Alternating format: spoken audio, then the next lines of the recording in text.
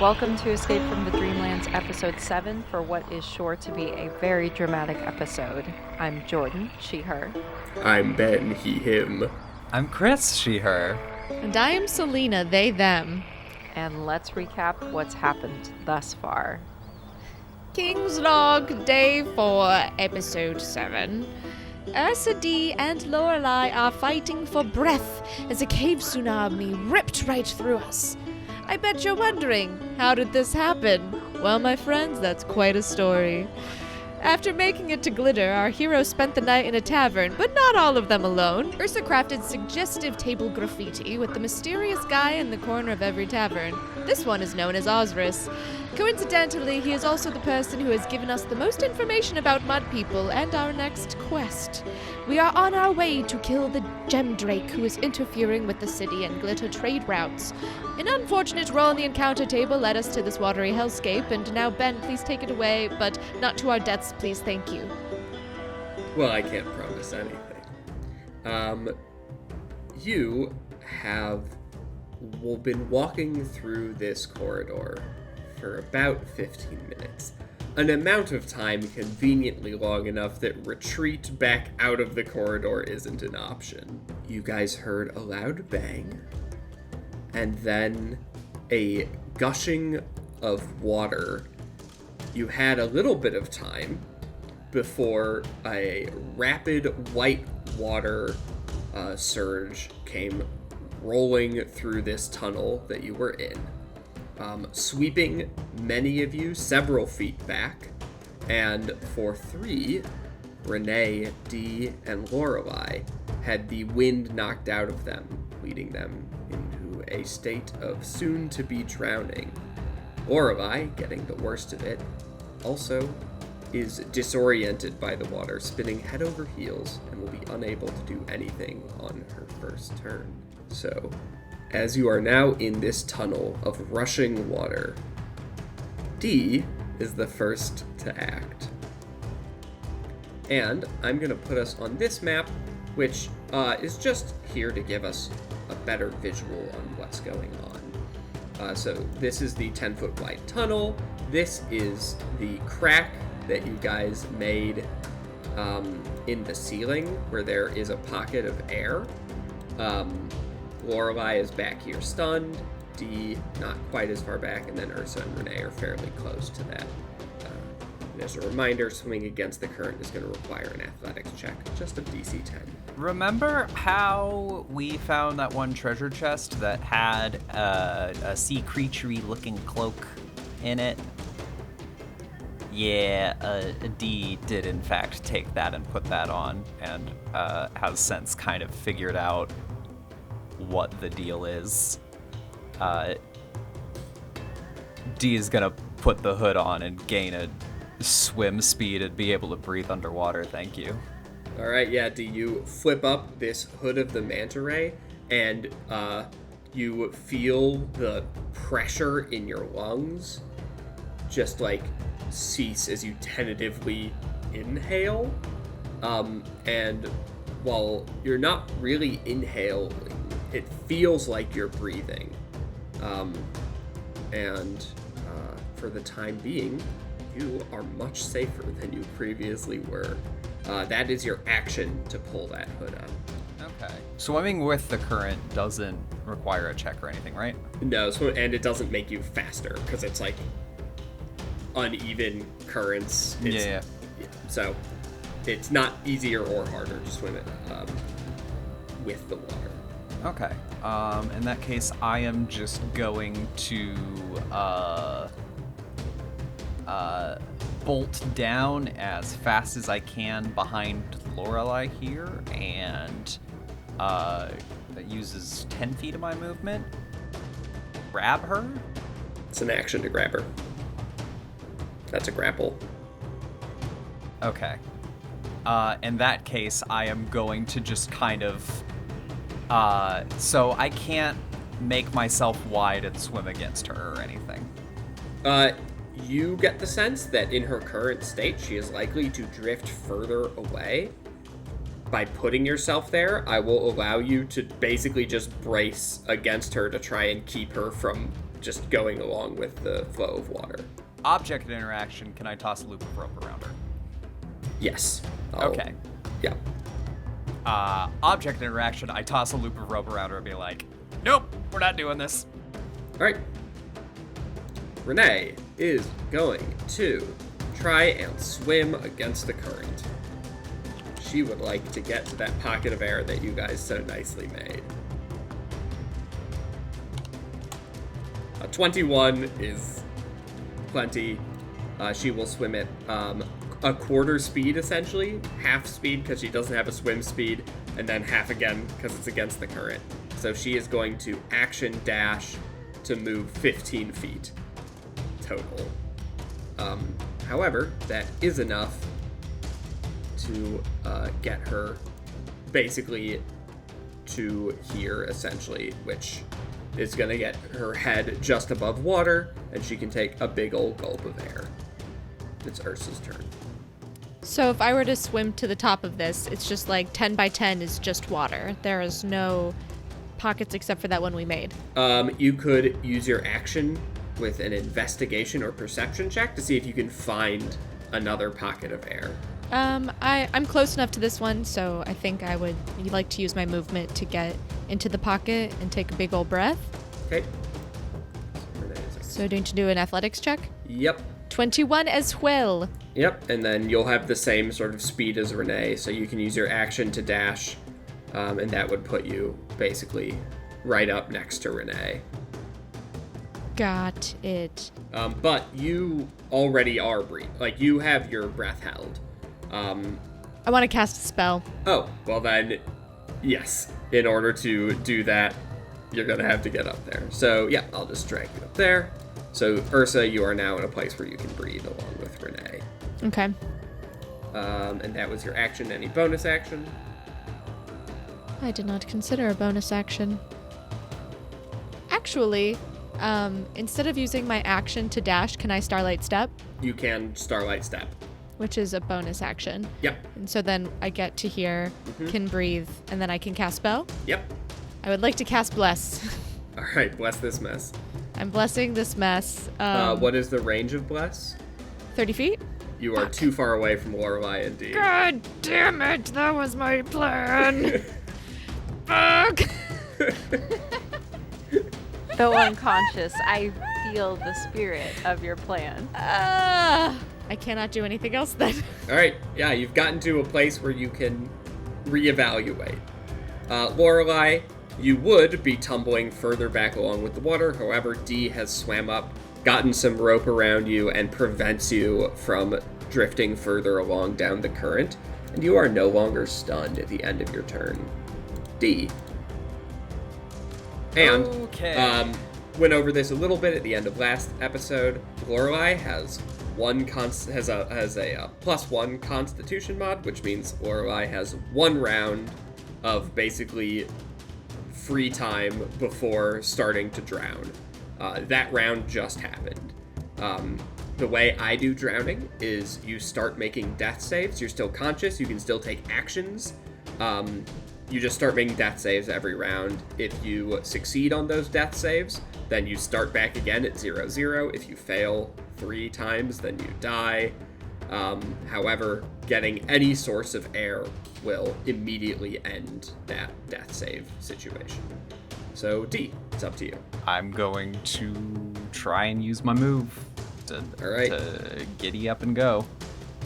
So first, it's going to be your action to basically get a hold of Lorelei. So that is your action done. And now you can make an athletics check to move against the current. God damn it!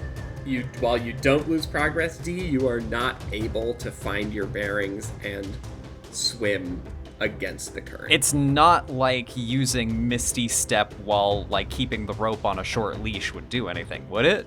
You would move. I would probably allow, if you have a rope tied around someone and are holding one end of the rope, I would allow you to Misty Step while still holding that rope, and as long as you are still within that rope's total length, the rope will still be connected. Misty Step to the air pocket. Actually, yeah. So I'm not able to swim against the current.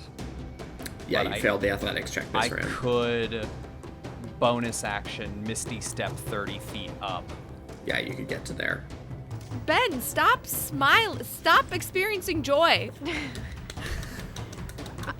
Listen, I'm already working on the mini for the next character. It's okay. It's okay. Lorelai's gonna live. D, unable to do any sort of talking things,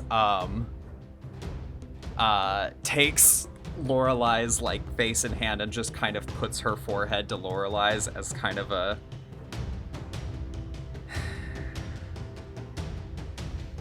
and then with trills of airy laughter and bells still somehow very clear sounding under the water, she turns to Mist and pops there?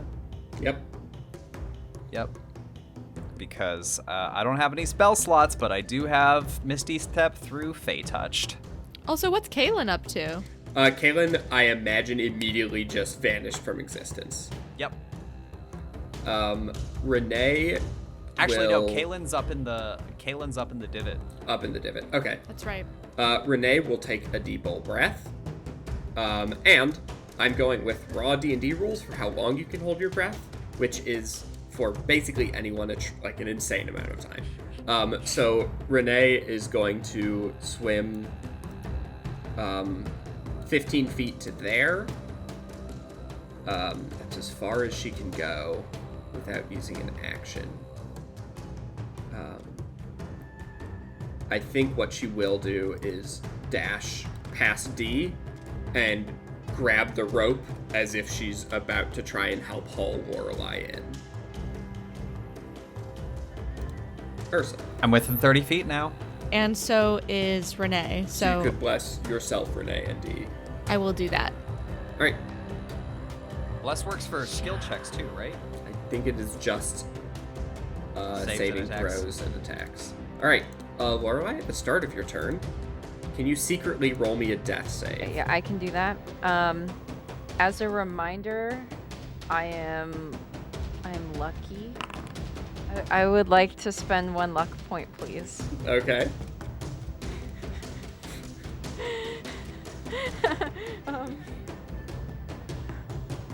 Wait, how many luck points? I can don't think you do can in a use it turn? more than once on a roll. Yup. All right, so record that, whatever it may be. Yep. I wonder what that was. But you still have your turn. Okay. And I am no longer stunned. You are no longer stunned. Swimming against the current requires an athletics check. And you can't, because you're drowning, you can't cast anything that has a verbal component. Okay. I will say, because you have 2 people holding a rope that's attached to you, you would make the athletics check at advantage. Okay. Well, then I think that's my best option because I see nothing else that I can really do here. Right. So. Oh, but a 17 though. A 17 is enough, so you can use your action to dash to move 15 feet. Yes, I would like to do that. All right, so that'll get you right up to Renee. Yes.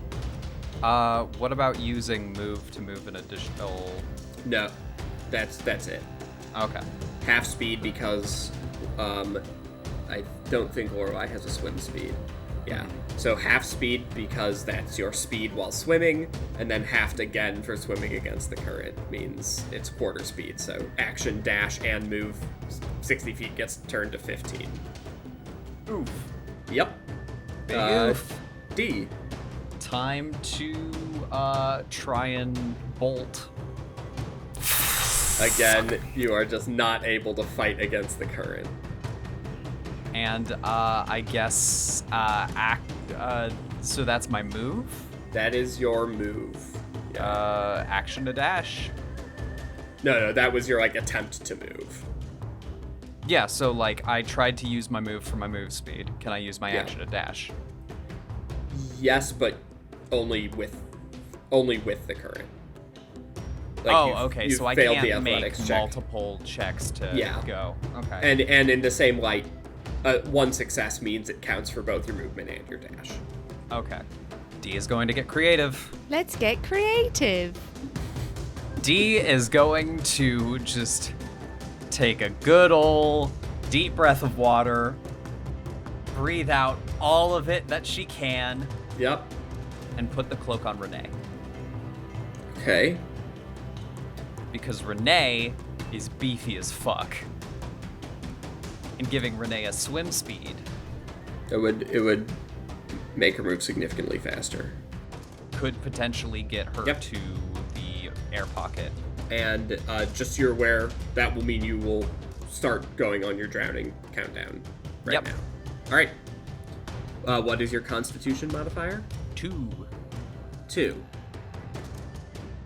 All right. Well, that gives Renee a pretty good option for her turn. Renee is going to object interaction, take off her helmet. And I think this is the first time you guys have seen Renee helmet off. I've added a handout to you. Babe. She has sort of like helmet hairy, like wavy, light brown hair. She seems maybe in her late 20s. She will take her like gauntleted hands and essentially like grab Lorelei by the back of the head and transfer her breath to Lorelei. So she's basically gonna just mouth-to-mouth resuscitate Lorelei, which will give Renee the drowning condition, and then she will immediately use her action to flip the hood up, so that she is able to breathe. How is putting carbon monoxide into Lorelei's lungs gonna work? Because the human body isn't 100% efficient. Basically, when you take Nor a the deep elven breath, body, but yeah, when you take a deep breath and then breathe out, air is roughly 21% oxygen. When you breathe it out, it's 16%, which is 16% more than what a drowning person has, which is why, like, CPR is what it is. They got rid of the breaths in CPR. Did they get rid of the breaths in CPR? It has been a long time since I've been a lifeguard. It's also a fantasy game. I'm fine with It it. is a fantasy game. Kiss of life is dramatic. Yep. So Lorelei, you're no longer drowning.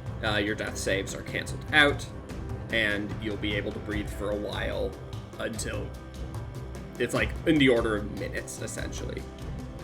So right now, D is really the only person in current danger. And I am sorry, just so that, because I know with this encounter, the Kiss of Life can be a little broken. Essentially, because it's inefficient but still wasteful, basically a breath that has been given to you via Kiss of Life cannot be passed again. that makes sense. Yep. The daisy chain of life.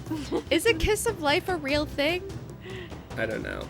Just human centipede this breath back and forth. Horrible. So, I think that is all that Renee can do for now. I guess she's still holding the rope. She'll try to swim. She'll only move 30 feet, but that's twice as far as she moved while dashing last turn. She is able to. Sorry, it's going to be 15 because she's pulling someone, which halves it again. So, she is going to pull, let's see, Lorelei, 15 feet, which now has us like that. In time for Lorelei's turn. Well, I'm gonna just try and I think just keep swimming. I Right. think that's the best solution here. So If you're trying to swim past Renee, you won't have advantage. okay, yeah. I think the best is to just kind of horde yoink us over that away. Yep. So I'll just roll singularly Yep. athletics. One moment. That is a 12. That is a 12. That's good enough. Okay. So if you're trying to pull someone else, you'll move basically just 5 feet. Yeah. So you can, you just want to move 5 feet with D. Yeah. Bring All right. us 5 more. All right. basically swimming up towards that. That is basically a 5-foot dash. D. All right, time to old lady swim. Succeed Hey! with an 18, a 19 minus 1. Hooray. Yeah, so 15 feet will get you up to, we're going to say, because of the way that the map is, to there, which is 20 feet on the map, but 15 feet in reality. Yep, so D swims up to the shallowest bit of the pocket and just pokes her head through. coughs up the little bit of water that she had left in her lungs. Renee is going to basically try and push Lorelei the rest of the way up to the pocket and also get herself there.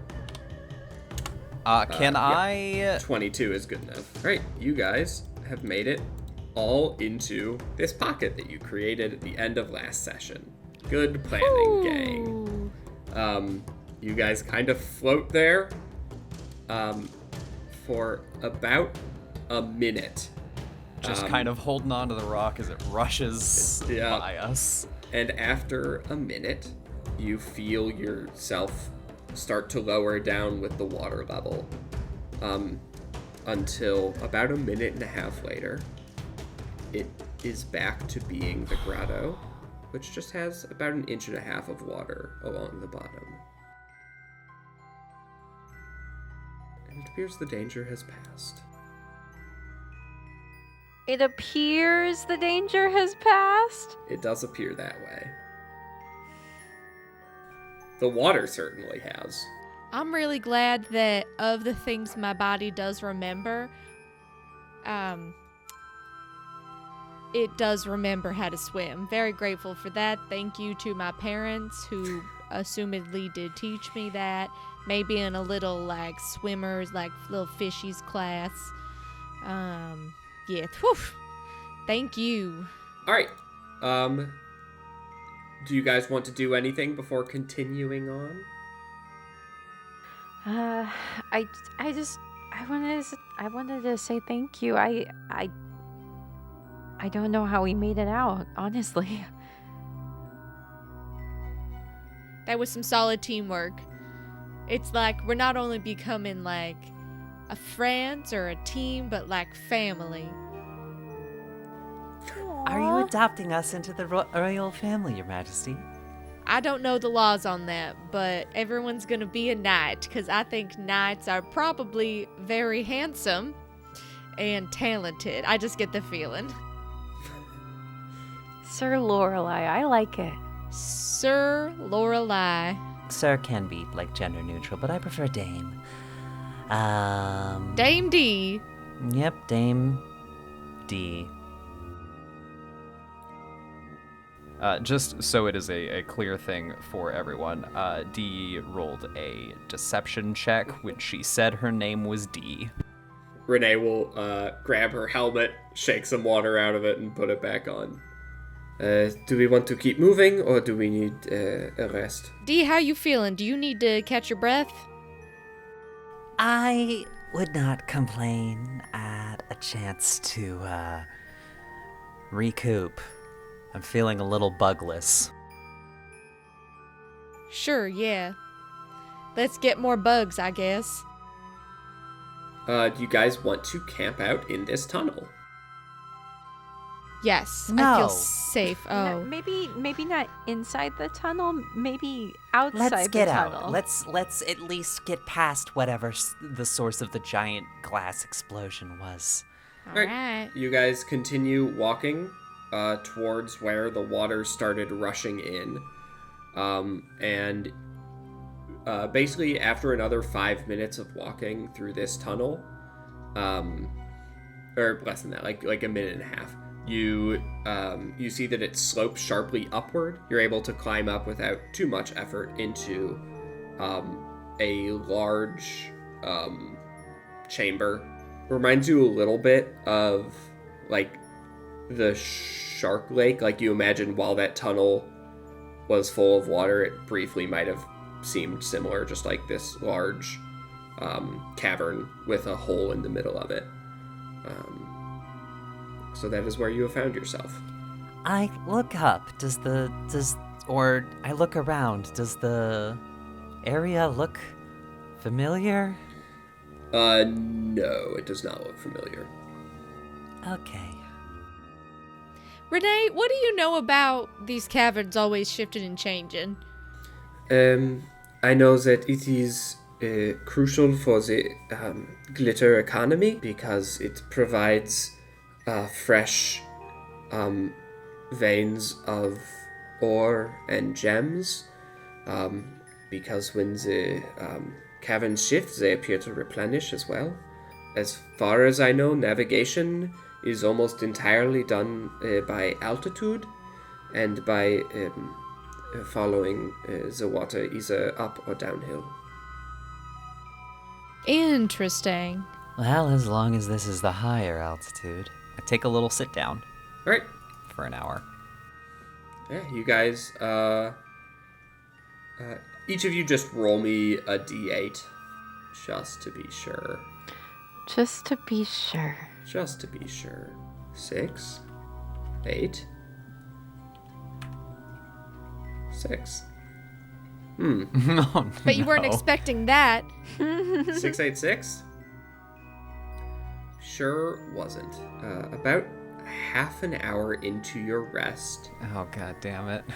you hear quiet footsteps sort of splashing in the water. It appears to be the sound of one person walking. And they seem to be going towards you. I don't do anything at first. Okay. After just a little bit of time, I do ask Kalen to be invisible and sit at the top of that tunnel Yep. entrance. sounds good. You see a woman walk into the room. She is wearing like a simple brown dress. She has long white hair that goes down just past her waist, and you notice that she has some deep red bags under her eyes, and she just walks towards the group of you. Howdy. Hello. I hope Hi. you are well. Kind and generous dungeon master. Mm-hmm. Does this woman bear any resemblance to the Lady of the Shroud? No. Okay. What brings you around these parts? Well, I hope this doesn't come off as off-putting, but I was looking for you, the group of you. Does our reputation precede us? It does, yes. Why don't you introduce yourself? Of course. My name is Yvonne,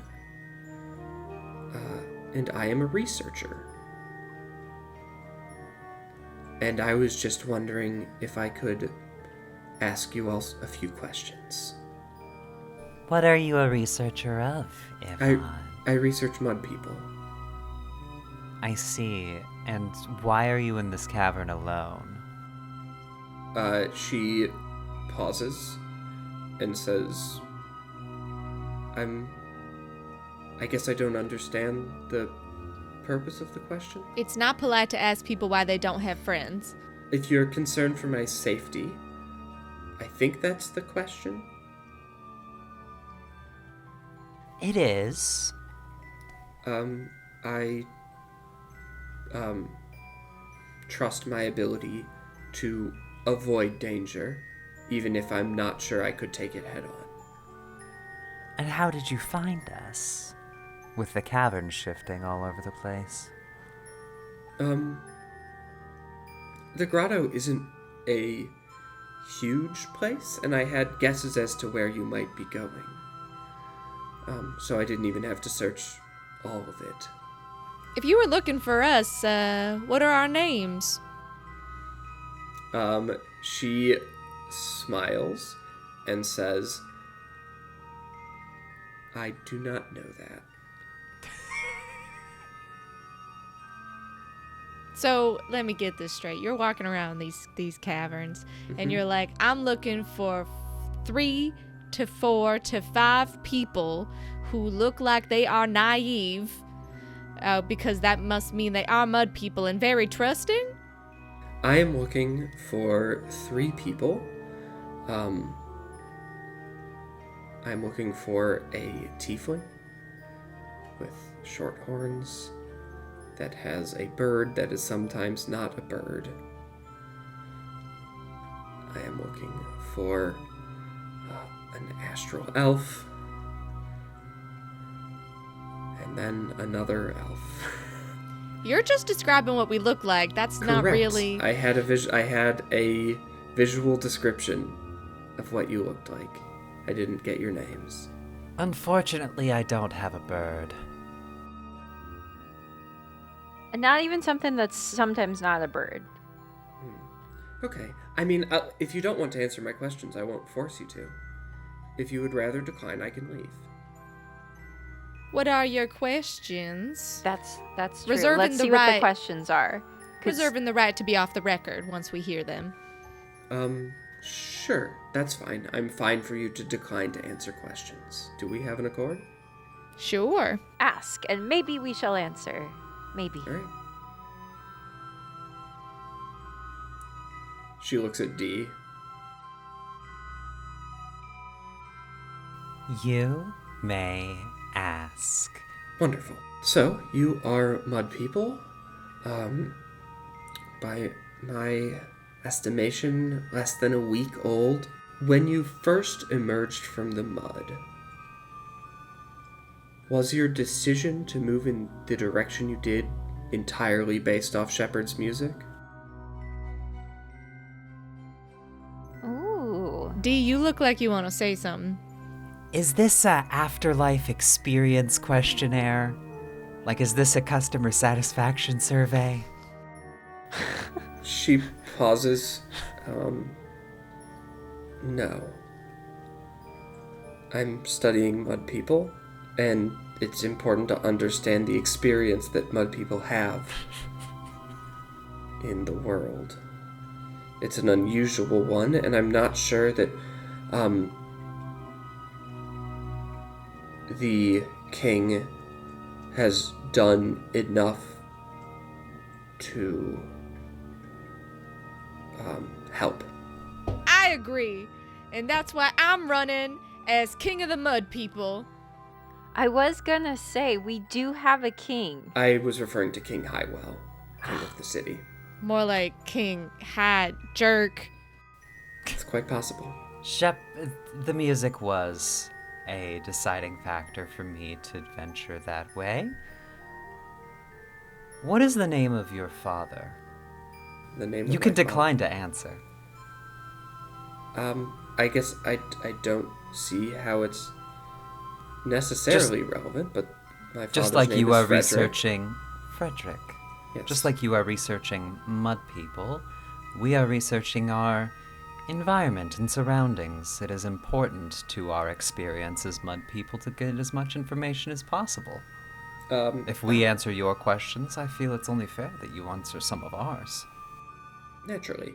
She, out from her sash, will pull like a notebook that she's gonna open up and start taking notes in. Are you researching this for like an academy, or are you a scientist? I guess I'm a scientist. It's a soft science.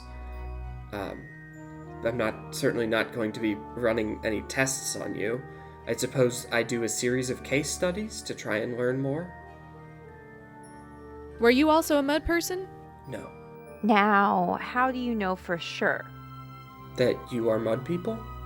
No, that you aren't a mud person. I would like an answer to that, though, after we'll circle back. Well, I suppose the answer I do not remember emerging from a pond of mud would not suffice given a mud person's, belief of a loss of memory that most mud people tend to believe they have. Therefore, you would likely say, how do I know that I haven't just forgotten that? To which I suppose my answer would be the answer I would give to any true skeptic, which is we can't know, but it's not necessarily useful to live in that sort of hard, skeptical environment. I know where I'm from, and it's not the mud, I suppose is my answer. I guess skepticism is the antithesis of scientific research. I think there's an amount of healthy skepticism, but there's also a skepticism where you start to doubt your ability to sense reality accurately that starts being unhelpful. How many people have you interviewed? She will just quickly flip through her notebook.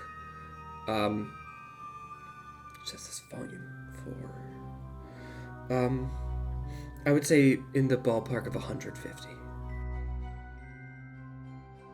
Are you able to responsibly report on any type of patterns you are noticing other than waking up from the mud here in Shepherd, ended up in glitter? Well, given that I do most of my interviews fairly early in the process, fairly early in a mud person's, I guess, existence, I would say many of them are very preoccupied with seeking fragments. They put a lot of stake in fragments and tend to put a lot of trust in the veracity of the visions that the fragments provide. This, interestingly enough, despite the visions of the fragment being largely unpleasant, this doesn't seem to deter most mud people from actively seeking them out. Do you all have any beliefs on why that may be, or if that's true for you? I don't have any beliefs yet. I'm still gathering up facts. Do you know Osiris? Osiris. I would have to check my other notebooks. She quickly flips through this one. I don't have a perfect memory of everyone I've met, and if I did meet Osiris, it would have been long enough to go that it's not in this volume. I give our majesty a slight, not kick per se, but a foot tap to the back of the back, or shit of Osiris's name came out. I just do a little kick. Why? Neither Selena nor Ursa put that together. You can say what you're trying to convey there. Yeah. D is remembers that Osiris is don't bring up my name, don't trust non-mud people that you haven't come out of the mud with or seen a fragment, don't talk about me to people. I was kick. Oh, he kick. did. He said don't tell people about him? I don't think he said that, but he was pretty cagey. He's cagey and paranoid, doesn't want people listening in on his conversations, but I don't think he said, keep my name out of your dirty mouth. I don't think he said that. In any case, she will say, no, if I have met an Osiris, I don't remember. I try not to, I guess, log specific memories of the mud people that I meet. Rather, I'm trying to establish trends. We heard Shepard's music, went towards it, thought it might be a live performance. Mm-hmm. Yeah, it seemed nice. It was really nice. He's very talented and beautiful. But then he suggested we come here, and so we're here. I guess you could say, if I were to analyze it, that early exposure to people in the process kind of informs our decisions and interpretations of the world. And so it would be interesting, to get a type of control group where someone it steps in before Shepard or does their own little musical thing and hey, don't do that, just go on your way, don't worry about fragments, to I'd be interested to see those results. She'll write some stuff down. What country are we in? I don't know if we're in a country per se.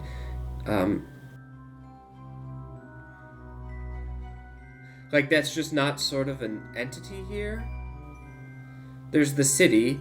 I guess the city is the largest settlement, and much of the economy of surrounding settlements rely on the city. Glitter, for example, essentially relies on the city for most of its trade. So there aren't other cities? Glitter is a city, I guess. But there are not other city-states with kings and such. No.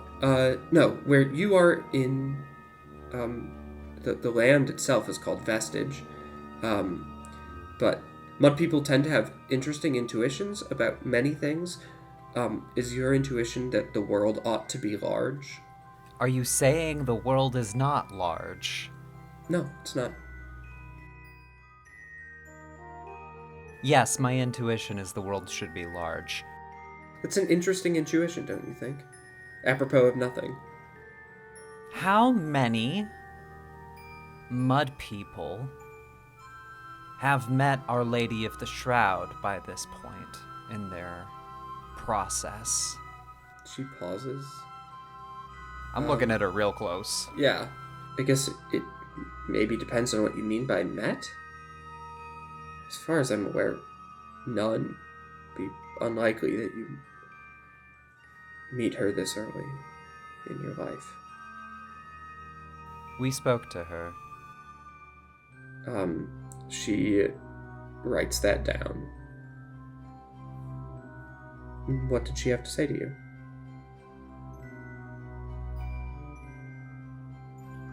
Some friendly advice on getting our memories back. Do you remember in particular what it was? I'd prefer not to say. Okay. Mud people thing. Oh, of course. Yeah, mud people only. Mud people only. Naturally.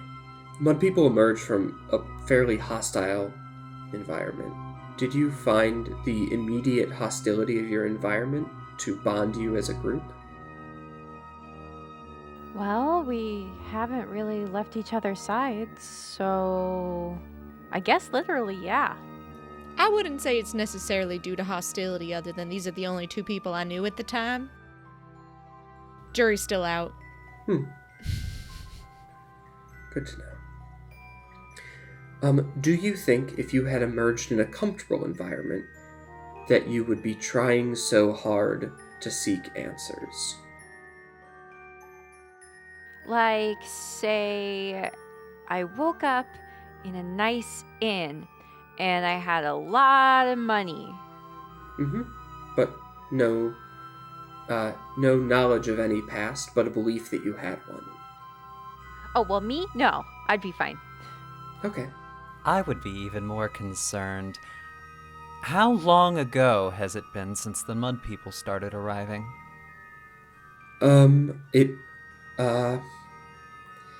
About 20 years since this, strange event started occurring. That is quite curious indeed. Yeah, there's a reason why I'm studying it. Yeah. Any other questions? Sure, one more question. Glitter is a pretty nice place.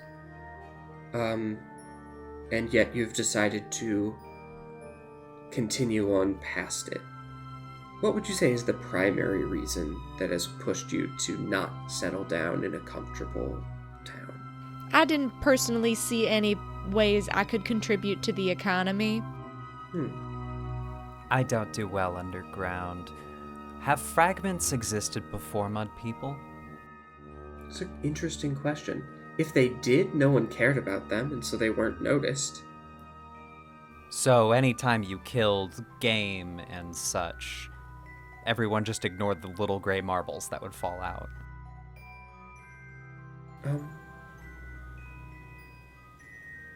I suppose that would be unreasonable. I think you're probably right that fragments and mud people started existing at the same time. Ben, when monsters die, don't they like kind of disappear, leaving only a fragment? Yes. Okay. But when we kill animals, the animal exists, as does the fragment. Like the hawk. The hawk left Or me the behind. sharks. And the sharks, yeah. Got it. Essentially, so far, your experience has been that the useful bits of things tend to stick around. Such as the gem cores from gemlings, or meat from hawks, meat from sharks. Well, I think that's all I have for now. Do you have any further questions for me? Seems like... Why are you barefoot? Why are you wearing shoes? Because otherwise the hard rocks and hard and sharp rocks of this crystalline cave will slice my feet open. My feet are fine. I look at her feet. I hate that sentence. They're fine. They are perfectly fine feet.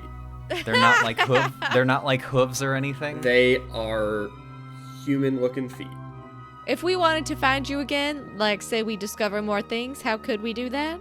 She will tear a page of her journal out, fold it up and hand it to you, and say, just leave me a note and I'll find my way over. Do you have some sort of psychic resonance with people writing your name down on a piece of paper? No, but I've magical abilities, especially regarding objects I'm deeply familiar with. That's very cool. Thank you. All right, well, good chatting with you. Yeah, I'll be on my way. Thank you for your time. I appreciate it. Telepathically, I tell Kaylin, follow her as quietly and stealthily as you can for the next couple hours. Let me know if she does anything interesting. Okay. Yep, so you're not entering Kaylin's senses. You're just... Alright, cool. So yeah, she'll walk out of the tunnel and leave. Well, that sure was interesting. I had fun. That will conclude your short rest. D, can you go ahead and make me an insight check? Boop. 17. It did kind of feel like a customer satisfaction survey. You know how Osamphus was like, question everything? I don't know, this felt like a customer satisfaction survey, and I think we should bring it up to him.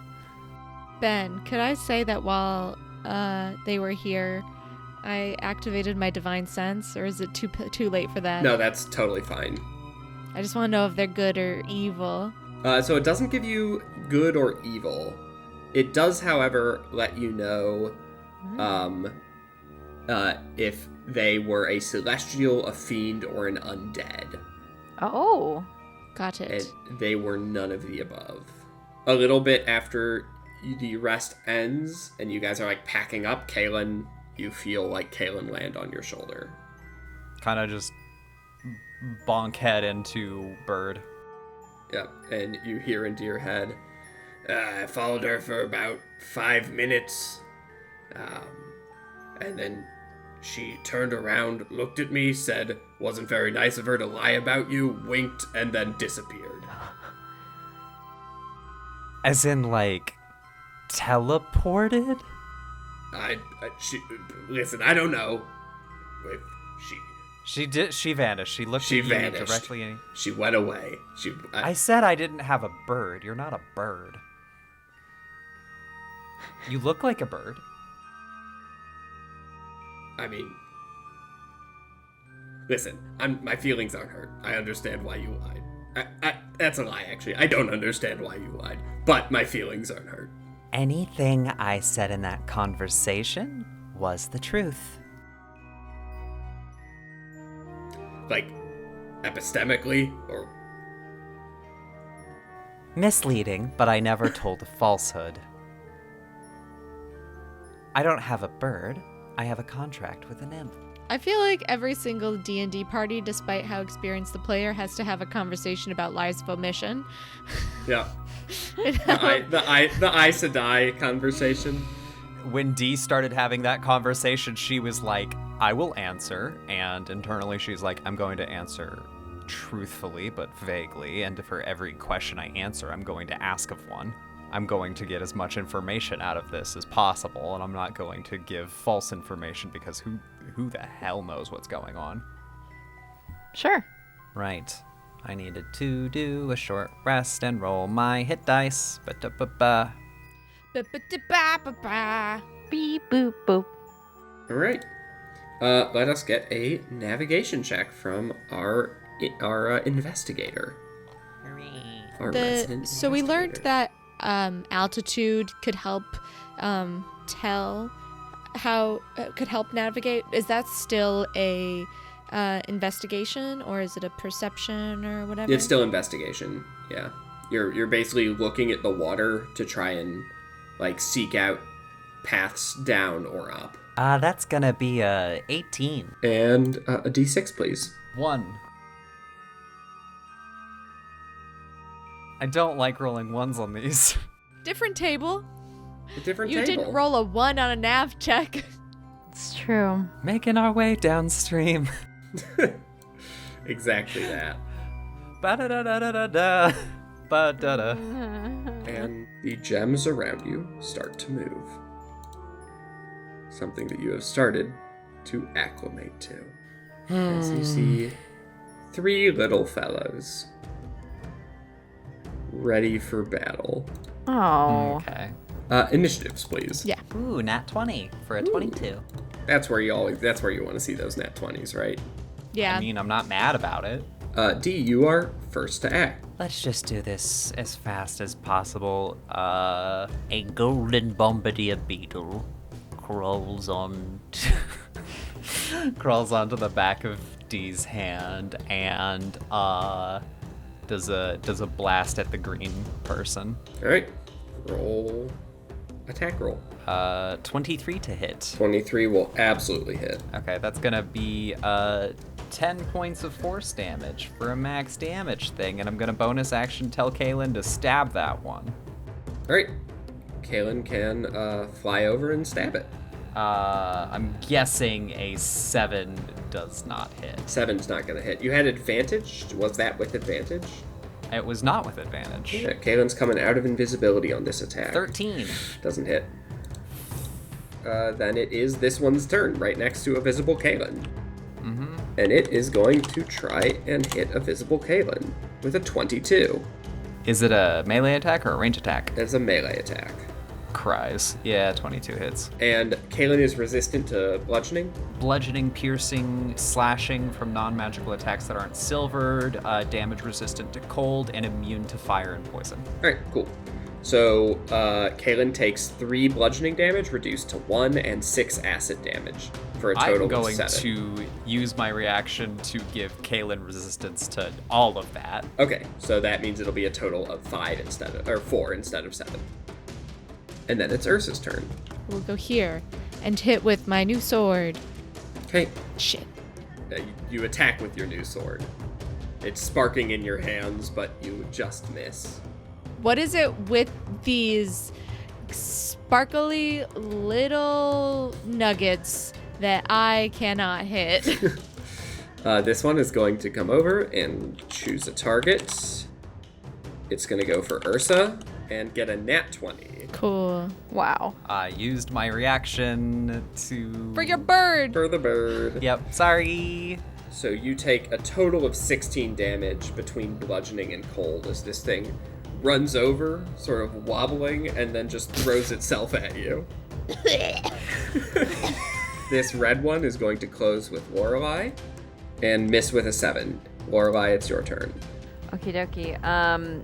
The little one that's right in front of me, the little red guy, I want to attempt to stab. Mm-hmm. So using my stab with my moon touch sword, I would wager a 19 would hit. That would be a good wager. Yeah, that would be a good wager, wouldn't it? So then I'm gonna try and step for what is 9 damage. And then let me roll my dreadful strike. Yeah, well, you're a dreadful strike. For an extra 1 for 10 All right, total. So it takes 18 piercing damage, Step. and 1 psychic damage, and I need a dexterity save from you as this little guy sends shards of ruby out all around it. 23. Right. Awesome. So you take 3 damage between fire and piercing. Great. It is still up. Did we? Okay, I'm sorry. Did we long rested, right? You did a long before, and then a short after the tunnel. Okay. Gotcha. All right, Renee. She's gonna go help finish this one off. She is going to make an attack with her Morning Star and hit for 8 damage, doubled to 16. That one is dead. It drops a ruby heart as well as a fragment. And Ursa, you probably don't notice it right now in the middle of combat after just being crit, but it is glowing for you. Oh. Oh, and actually, sorry, Renee will use her last 10 feet of movement to start heading towards the rest of the fight. I'm gonna use a spell slot. Okay. I'm gonna cast Shatter on these two. Alright, they will both make Constitution saves at disadvantage. They both got 5s, and they both take 7 thunder damage. And I need a Dexterity save from Kaylin and Ursa. Oh, damn it. And the blue one, because Ooh, it nice. pops on all of them. Cries. Yeah, that's an 11 save for Kaylin. Okay, yeah, not too bad. Ursa, you take 1 damage. Kaylin takes 3 damage. And the blue one also takes 3 damage. Luckily, not enough to also pop the blue one for a chain reaction. So you're ruling physical damage, 1 being minimum 1, not being reduced to 0. Correct. So it's 1 piercing, half to 1, Yep. and then 2 acid. Cool. Alright. Anything else, Dee? I'm going to use my bonus action to heal Ursa.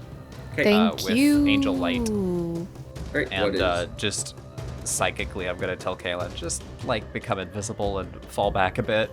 Okay, Kaylin will become invisible and fall back a bit. What do you heal me for? I'm going to give you, I'll give you 2 of them. 1, 2. Ooh, Fuck! you get 2 hit points back. Jesus. And then the green one's gonna try and attack you. And miss with a 13. It's your turn, Ursa. I'm going to cast Word of Radiance, because both of these guys are within 5 feet of me. So I have to make a con save DC 13. Alright. Blue one hits it exactly. Green one fails. They take 2 radiant. Alright, green one takes 2 radiant damage. Anything else? That's it. Alright, blue one is going to try and hit you. Are you kidding me? That's another nat 20. Why do you wish death upon me?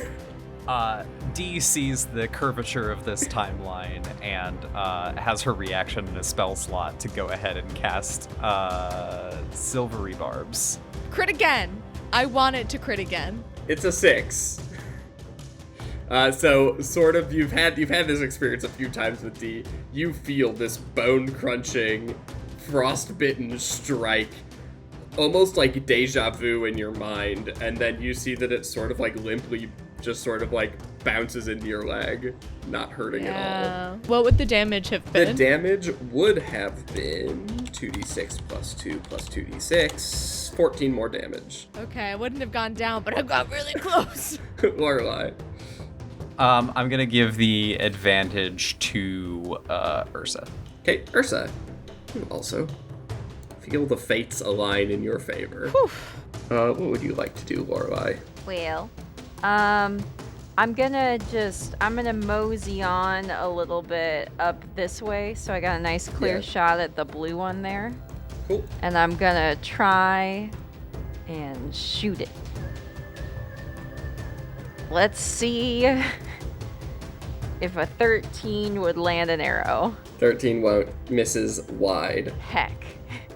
Renee is going to run up and attack the blue one, missing with an 11. D, it's your turn. Dee is going to try and get the action economy on our side, asking the green one to make I believe this is a wisdom. Wisdom for save? Toll the Dead. Yeah, Toll the 5. Dead. It takes 7 points of necrotic damage. Yeah, you see like the luster on its shine fade and tarnish. And then I'm going to use my bonus action to give Ursa one more dice of healing. Thank you. Give me another one. One more health come. Oh, 4. 4, twice as good with half. And I'm going to ask Kaylin to invisibly come behind Ursa and grant them the help action. The help action is targeting a creature that is being attacked, not the attacker. So you would have to be next to one of the ones that you specifically want to grant help to. In that case, is going to help attacks against the green one. All right, so the next attack against the green one will have advantage. And the green one is going to attack Ursa. Renee is going to put her shield to impose disadvantage on the attack, turning a 19 into a 14. Haha. Or a 15. I think a 15 doesn't hit. No. And then it is Ursa's turn. Thank you. And I have advantage, right? You have advantage attacking the green one. I'm gonna hit the green one. And you also have advantage from the fates. Yes. I have a lot of advantages. Lots of advantages. 19. 19 will hit. Yay. 9. All right, it does 7 slashing damage. Before, you felt with a slashing weapon, it just, didn't do the trick. But now that you're using a magical slashing weapon, it feels like it is able to find a cut. In addition, the lightning damage appears to be much more effective, dealing 4 damage instead of 2. So it takes 11 damage and drops, leaving behind a fragment that's glowing for Lorelei. Wow. Fragment Christmas. But Fragment Christmas is here. The blue one is going to attack Renee. Missing. And it's Lorelei's turn. Well, if at first you don't succeed, blast them on again. And Just keep blasting. Just keep blasting, and so I shall. Okay, a 15 though. 15 hits. Great. That'd be 7 base piercing damage plus 2 psychic damage. All right, yep, it'll take all 9 of that. Is the piercing not doubled? No, so here's my logic for how these guys work. I was thinking, because I personally really like resistances and vulnerabilities. I think it makes you swap out weapons and is interesting. So I was like, okay, what would a rock be vulnerable to? And I was like, well, they use pickaxes to mine stuff. They don't use arrows though, yeah. So it should be piercing damage because that's what war picks do. But then I was like, you wouldn't mine with a crossbow? So they are technically vulnerable to piercing from melee attacks. I've been playing a lot of Zelda. I don't know, but... Oh my gosh. And speaking of piercing, I need Renee, Ursa, and Kaylin to make dexterity saves as the blue one explodes. Wait, that big? Sorry. 10 feet. Oh, gosh darn it. Okay. 11. 5, and... It's a good thing Kaylin has resistance to all of this. Alright, so Kaylin takes 3, and Ursa and Renee each take 7. My bird explodes in a puff of feathers and brimstone. Oh no, Kaylin. Wait. You have to pay some gold, right, to get him back? There's a Kaylin tax to bring him back, or bring her back. We have money, right? We have money. Renee is going to try and hit it. Nat 20 from Renee. Ooh, goodbye, Gemling. For 13 damage, doubled to 26.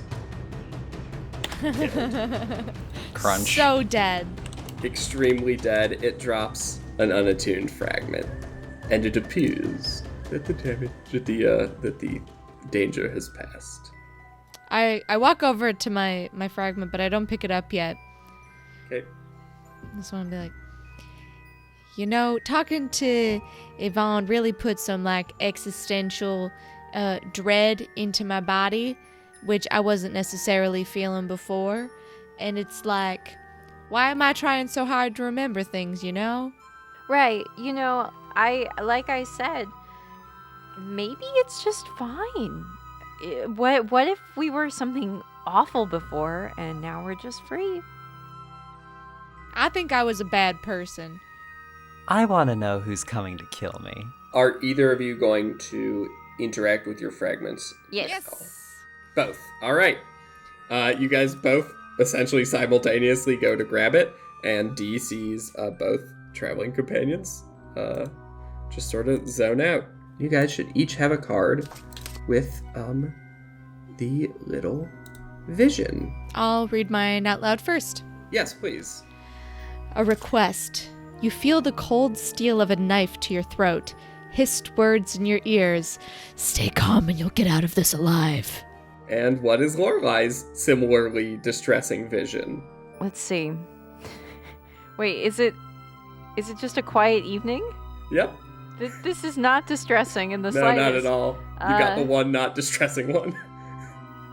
You sit by the fireplace in silence. After months of work, you have earned some peace. What can I say? Work hard, play hard. Work hard, sit by the fireplace quietly hard. Hey. Yeah, so after having these two similarly distressing visions, you snap back to reality. Oh. Oops, there goes Gravity.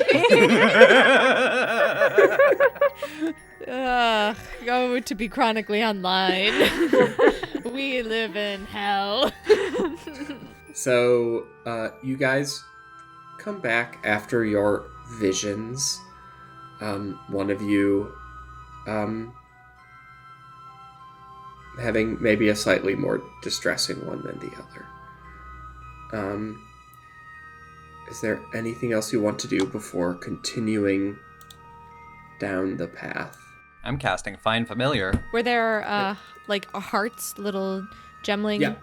bodies? There was, one sapphire, one ruby, and one emerald. Gotcha. And 10 minutes later, Kaylin pops back into existence. Sorry. Nah, that's one way to heal me. Alright, go ahead and make me an investigation check for the next leg of the journey. 16 for navigation. Yep. Give me a d6, please. 6. Lovely. You guys come across another large cavern. There are 4 ways out of this cavern. You can see on the map there, you've got 4 potential paths out. However, what catches your eye first is a large tree with pink blossoms growing in the center of this cavern. Well, ain't she pretty? I want to taste those leaves. It is, unlike the leaves in the swamp, it is the leaves of a living tree. And I would say is far less unpleasant, though, I mean... It's a leaf? It's still a leaf. Nice. Though there is, like, a nice scent around the tree. It smells nice. Lorelai, you're, good at nature-y stuff, right? Yes, I would be honored to go and check this out, I think. Hopefully. It could be a trap, but I would be honored. Yeah, you could go ahead and make a nature check or a survival check. Great news, of course, is that survival is my bag. So, except right now where it's only a 12. All right, so you look this tree over. You look at the bark, you look at the leaves, at the flowers, and you see that the crystal that this cave is made of is like translucent a little bit, and you can actually see the root structure like through the rock a little bit before, a few inches before it's just completely occluded by diffusion. It appears to be a completely normal tree. However, this environment lacks most of what a tree would need to survive. So, That's your takeaway from that. Okay. I'm gonna walk up real slow, Uh-huh. and I'm gonna take my little moon sword. Mhm. And I'm not gonna I'm not gonna stab the tree, right? That Yeah. feels rude. But Yeah. I with the flat of the blade, I just kind of want to go like, tick, tick, tick, and Okay. tap on it. Like, And just hello. just for visualization purposes, how far away would you say Ursa and Dee are? I was up there Like 10 trying to feet. eat a leaf, so Okay. Oh, that's true. So yeah, Ursa's right there. Dee, you're further back, 10 feet away. Yeah. All right. Yeah, you poke the tree. It's a sharp sword. It pokes through the bark a little bit. Well, no, Nothing like the seems to flat of it. Like I don't. Yeah, no. It would be rude to stab the tree. Oh yeah. Okay. Yeah. You just like hello. Like a little light tippy Yeah. tap. It sounds like metal against wood, and you get no response. I don't think anybody's home. does it sound hollow? It does not sound hollow. Okay. Gonna come up and investigate the tree to see if anything's weird. Yeah, do an investigation check. It's not gonna eat us, right? Can I perceive the tree? You can perceive the tree. Fuck me. You can't perceive the tree. I get +2, so I actually got Yeah. a 6. A 6. Yeah, the tree's there. An Oh, good. 11. I also perceive You the also tree. perceive the tree. Go ahead. Kaylin can help you out, D. Okay, 17. 17. D, Mm-hmm. you notice a lot of what Lorelai noticed, which is this is seems like a mundane, perfectly normal tree that happens to be healthily growing in an environment where such a thing should be impossible. Where are its roots? Just growing down into the crystalline rock. It has water here, so it has one of the things that it needs, but it doesn't have soil, so you're not sure how it's getting nutrients. It doesn't have light, so it can't be photosynthesizing. It seems like this tree is. Are the doing- crystals glowing? There are glowing crystals, there have been throughout, but it's not like the entire place is glowing. And then Is there any? Oh no. you notice something else. Oh.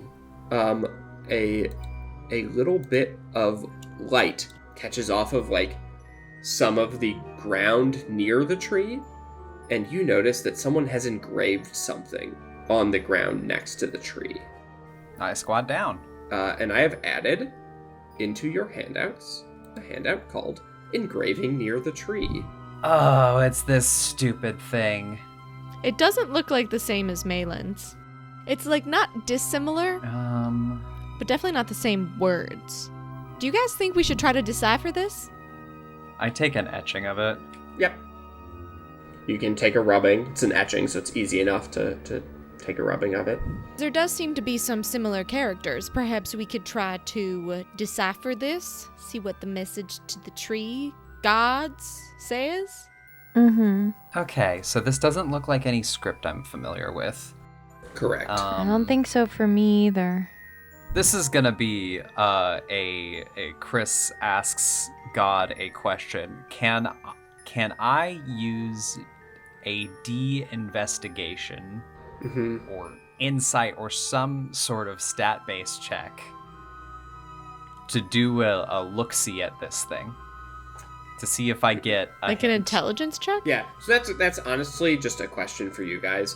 If any of you are cryptography, obviously this wouldn't be something that you guys sit down quietly to do right now. This would be a thing you could enjoy between sessions. So if any of you enjoy that, I'm happy for you to actually solve it. If not, I am happy to resolve it with checks. I think I want to try to solve it. Okay. None of this is immediately crucial information. So we can basically leave it, and perhaps one of you will have an epiphany next episode. Hint-wise, you can make me an investigation check. I'm happy to set you guys off in the right direction. Yeah, do it, D. Yeah. With advantage or not? Sure, you guys. Yeah, we're you guys can be helping. like working on it together. That is a 21. Okay.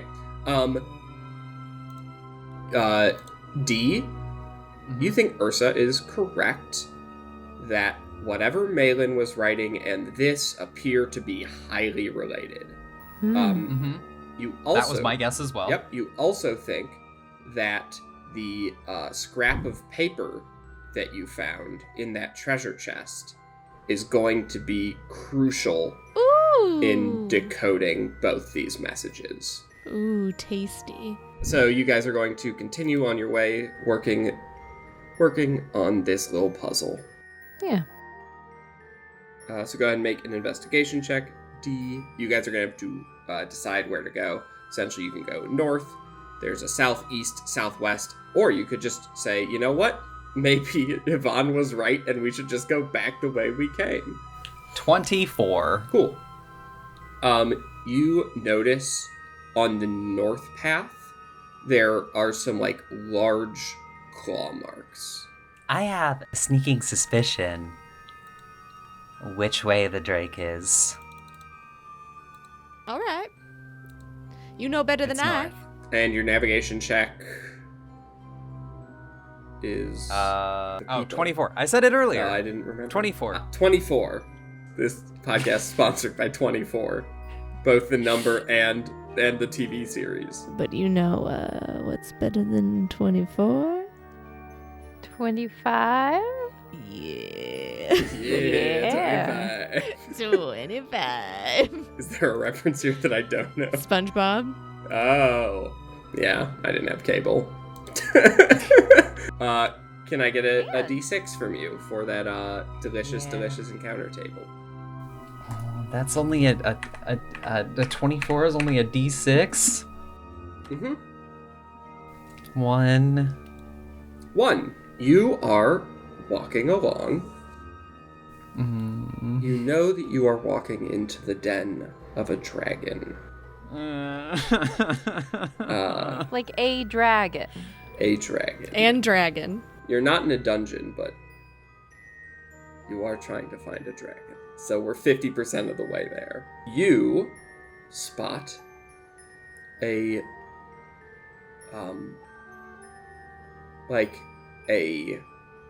hemp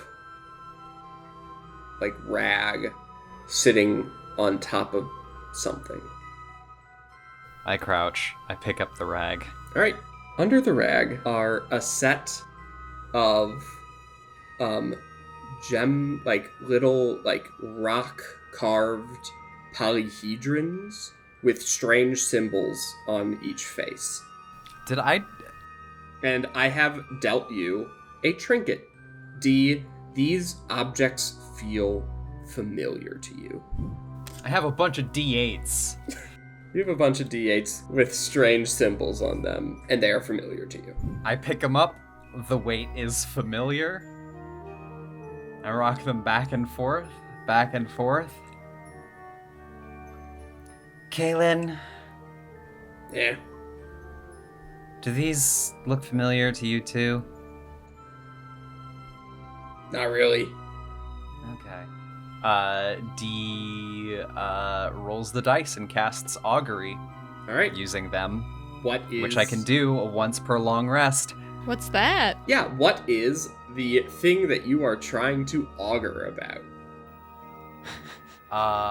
Augury is a divination spell that basically lets you ask the GM if your plan is good or not. Interesting. Nothing. What's the auger with you? How much danger are we in? So you know the answer that you're gonna get is yes, no, or maybe, essentially. It's probably gonna be maybe D. Usually it's maybe, but there are ways to Oh, okay. D. Since D knows how augury works, Yep. as soon as she touches the dice, be like, ah. And now those secrets that Survey Keeper was keeping, was that Survey Keeper really human? Okay. Does augury work that way? So augury, I want it to, because the way Okay. augury is worded, it's just whether your plan is dangerous or not. And in D&D, the GM's like, I don't know, it could be. Like, it's really only useful if you're going into an encounter that the DM is like, don't do that yet, don't do that yet, don't do that yet. So I will allow a single yes or no question. But Okay. but with the dice are not omniscient, and you might get a maybe if it doesn't know. Okay. In this case, you ask, was the survey? Was Yvonne human? Or humanoid? Because she appeared to be human, yes? She appeared to be, yeah. Are you wanting to ask if she's a humanoid? Because, like, if she is a elf, it would be no. Or if... Yeah. Okay. Okay, she looked like a human. She looked like a human, but so do plenty of humanoid races that aren't human. Like... In that case, was she disguised as a human? Or no, I'll just ask humanoid. Humanoid is a word and term that exists in a D&D world. Yes. The dice come up. You roll them. The rest of the three look at you as you just, like, ask this question and roll the dice on the ground. To the rest of you, it looks just like dice have been rolled, and they have symbols on them that you don't understand. D, you don't know how you read the dice. However, when you look at what has been rolled, you feel in your soul that they are telling you no. Well, it's nice to have confirmation. So your question was Yvonne humanoid? And the dice spoke to God and God said no. It's nice to know that my feel about people, at least that person, was accurate. Dangerous. Shouldn't trust him. Probably. Lying to us. At least, somewhat. Definitely. I don't think she ever said she was a humanoid. She merely Just like- implied it. Just like I said, I don't have a bird. And you're saying you didn't lie. Exactly. Precisely. Well, it's nice to have these back. Whatever that means. So could you have not cast that spell without the dice? Nope. It is a spell that exists. I don't know if warlocks get it. I don't think I can. But that trinket allows whoever has it to just always be able to cast that spell. Okay. It was part of the trinket. Got it. Yes. Cleric. It is a cleric-only spell. So... But as written, it's just kind of, I don't like it, so I let it be more useful. So now I'm putting things together that D is a warlock who has a celestial, like some sort of divine pact, has a contract with a devil, has the Fey-touched feet, like... D has just been playing the extraplanar field. She is an old lady, she has been places, seen things, gone to some wild parties, Yeah. and I guess she just works for the king. My royal subjects. All right, let us do one more Investigation check. investigation. That is gonna be 14. Not the best, not the worst. All right, you guys continue for another few hours. And you come across a massive entryway into a cavern that is lined with stalactites and stalagmites in the appearance of sharp teeth on a massive gaping maw. It's really appropriate that the Drake is here. Probably. If I had to guess where a drake might be, I would say this could be it, yeah. Kind of looks like, a dragon. Or, something draconic with all them sharp little fangs. Or a shark, but I don't think we're fighting a gem shark. Or a shark. What yeah. if- Anyways. What if we don't have to fight? What if we can just be friends? What if we can enter into contract negotiations to get it to stop interfering with the business dealings between Glitter and the city? Let's real fast take a sit down and scope out the situation, because I would like to have my full That arsenal of things. Does not sound like a bad idea. I certainly could use some stuff. Yeah, you guys can absolutely take a sit down, have a short rest. It passes without any issue. You're able to... I'm not risking it, so I'm just rolling all my hit dice. Yeah. Hopefully we can get a long rest after this. After the rest, you guys scope out the cave. Inside this large cavern, past the rows of stalagmites and stalactites, you see, sort of similar to when you found that, like, gem and metal, like, sort of trove, you see some exceptionally large gemstones sitting in this cavern. You don't notice anything moving. I Eldritch Blast the red one. Perhaps not yet. If anyone wants to do stuff in preparation, This is what I'm scrolling. yep. D essentially gets ready to blast it. I will cast bless. All right, Lorelei, do you want to do anything in preparation? No, because Zephyr Strike and Misty Step can be done as bonus actions. All right, cool. All right, so Ursa, who are you targeting with your blast? I think you get to pick 3 targets, Yes. and yourself can be one of them. Yeah. I think I'll do the 3 core party. All right, the 3-player characters. And D, that was your cue to blast. I blast. You can blast with advantage. A 10. All right, as Rolled a 2 and a 3. you shoot this eldritch blast at this large ruby gemstone, you feel it plink harmlessly. About a second or 2 passes of anticipation before you see the entire gem structure itself start to shift.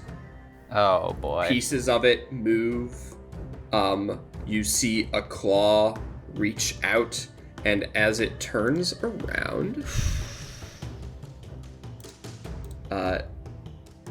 you see Oh, that's big. a massive ruby lizard, very similar to the other lizard that you saw before, except much, much larger. And this one, you see, as it turns around to look at the group of you, has flames licking up from the corners of its mouth, rising past its sharp ruby teeth.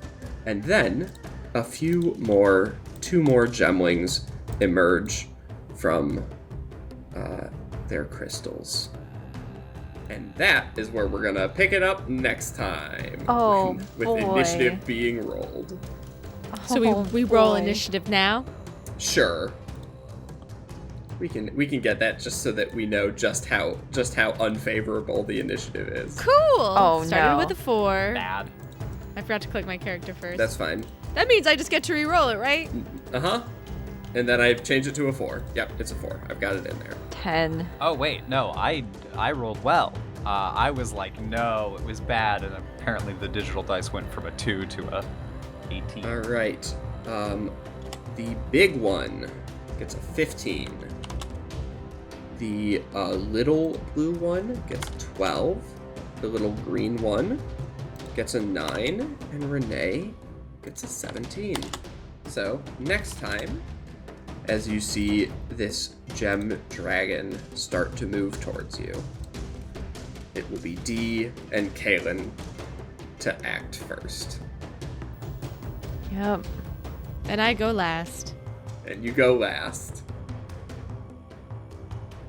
Thanks for tuning in, everybody. Glad we could avoid death this episode. Can't wait to die the next Can't one. wait to die next time. Yay. And we I don't think we've ever said this, but hey, we're available where you listen to podcasts, and maybe you want to watch it live with us on stream, and maybe you just want to watch it on YouTube. We're around. So you can watch and listen to this as much as you want. Be round with us. Be round with us. Be round with us. Goodbye. Goodbye. Goodbye. Bye.